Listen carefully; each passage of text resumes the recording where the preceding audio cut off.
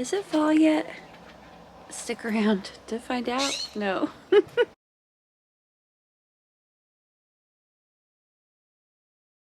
Hi friends, my name is Claire and this is my channel, Whatcha Theory.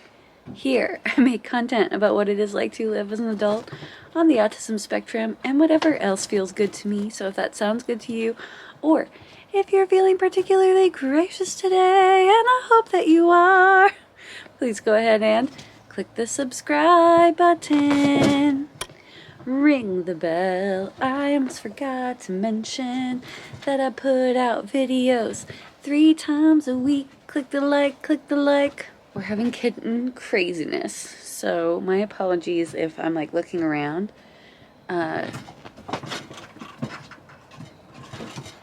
usually feed them at 9 in the morning, but when I come out, they're like, let's go, let's get fed. Then after I say no, they play like crazy little cats. I went to brush my hair as I rolled out of bed this morning, and I saw that this hat was in my closet. And I thought, I'd like it for it to be more fall weather. Also, hats don't have to be seasonal. You can wear that hat whenever you want. So here you go. My favorite little witch hat. Bert, careful! Bert's gone crazy today. Are you playing so hard? You're playing so hard. She's all over the place. So how are you? I'm the same. Just thought I'd get you my update video for Friday. The week has been going fine. Been doing a lot of work for the nonprofit that I help out with, and just trying to get some rest, which is what everyone suggested.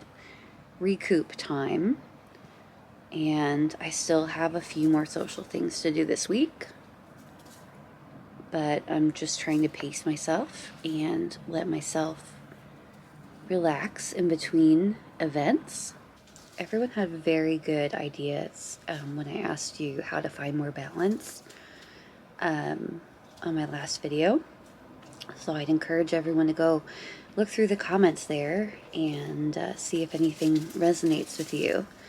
I really liked some of the advice that was saying, let me go through a few of them. First one that stuck out was, when there's a change, you can rewrite your to-do list and that'll help you get back to being focused. And I thought that was great. I have never thought about doing that before.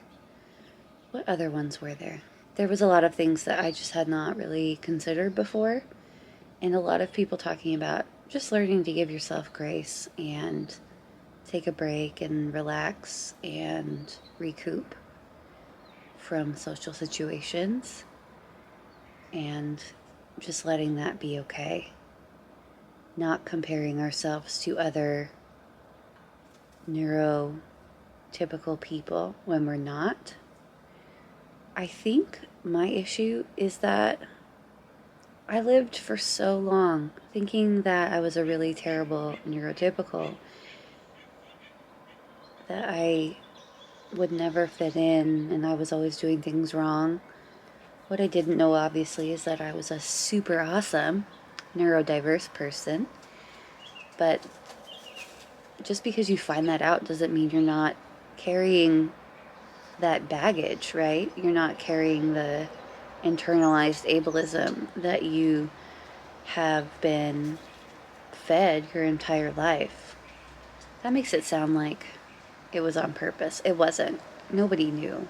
It's really funny though, because when I think about, like, if I had been diagnosed, how would that have been different, and what would my educational trajectory have been?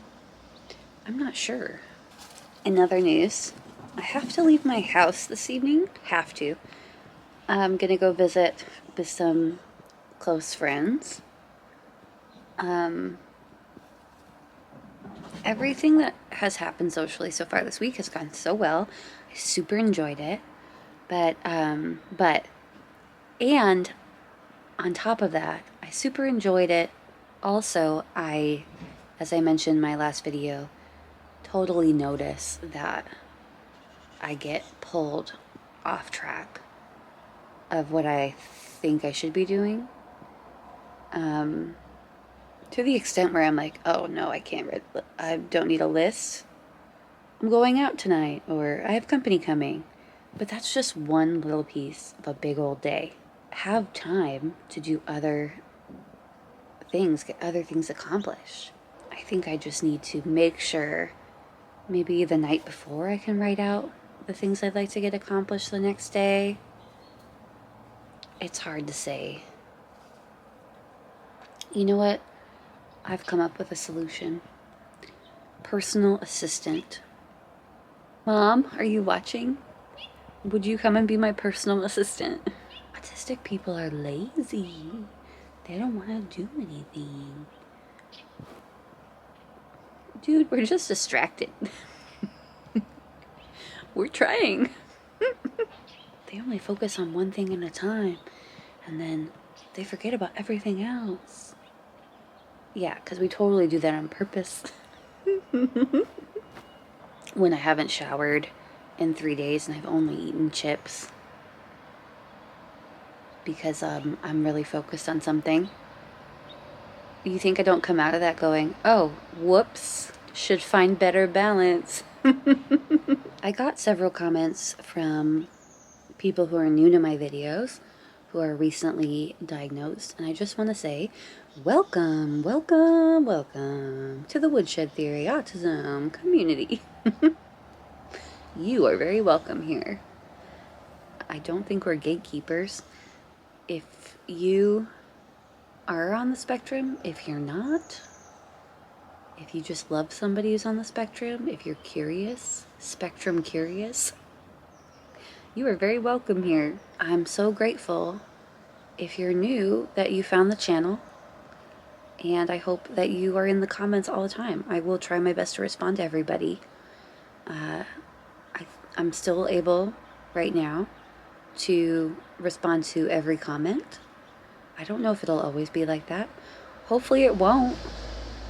Hopefully I'll be so successful I won't be able to get to everybody. But right now it's a very special time where I'm able to respond to everybody, so I'm enjoying it. Isn't it so crazy? Like, I just remember before I was diagnosed with OCD, I used to think, well, it's very normal to be isolated in mental illness. That I was the only one and I was crazy. And then I started going to group therapy and I met other people going through the same thing, and it was a relief. And that's why they say that, because OCD is such a secretive thing, that group therapy is most effective. But concerning how it is with autism, it's so easy to feel alone when you kind of live in your own existence on the spectrum. It's just a little bit different than a neurotypical brain. Gosh, I wonder what it feels like to have neurotypical relationships. Like, I don't think I'd trade my neurodiversity, because I'm pretty cool. Let's face it. I like being me. But if I could just try it, I would definitely try it. I don't know if I like it better or what, but I'm just so curious to know.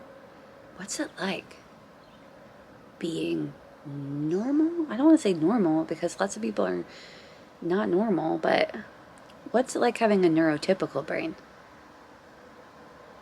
What's it like having serotonin and dopamine work correctly? What's it like? Ellipses. Now, I hope nobody's saying, oh, poor autistic people, they want to be neurotypical so bad. I don't. I'm just saying I'm intrigued. Because when you only have one experience, you don't know that there's different, right? So when you know that there's different, like, obviously sometimes you can change to accommodate that lack of knowledge, but I can't change the fact that I have autism. I guess I have made a lot of changes with the knowledge that I have autism, or I am autistic. Don't want to trigger anybody. Like, for example, like pacing myself, not taking on too much, knowing my own stressors, and understanding what is best for me. I've changed a lot in that respect. So I guess that isn't completely true, saying that I can't change. It's just my brain will always be neurodiverse. So I can adjust to make things better for myself. I can adjust to communicate with neurotypicals in a more effective and communicative fashion, but I'm always going to be neurodiverse. Before I leave, can we just talk about one thing? I keep getting these ads on my Facebook page about how if you took Tylenol during your pregnancy and your child has autism, you may be entitled to compensation because Tylenol causes autism. I don't want to be super controversial, but I did want to say before I leave, that's probably not true. I don't want to say no altogether because I haven't read a scientific study, but I do want to say it's probably not true. And maybe I should just apply for the money anyway for my mother. Anyway, guys, I hope you have a good day. I had a really fun time just laughing with you. You've been so helpful this week, especially with me being kind of out of it for videos, but I love you and I hope you have a great weekend, and thank you for always coming back. And, be you. You're the best you can be. Okay, bye.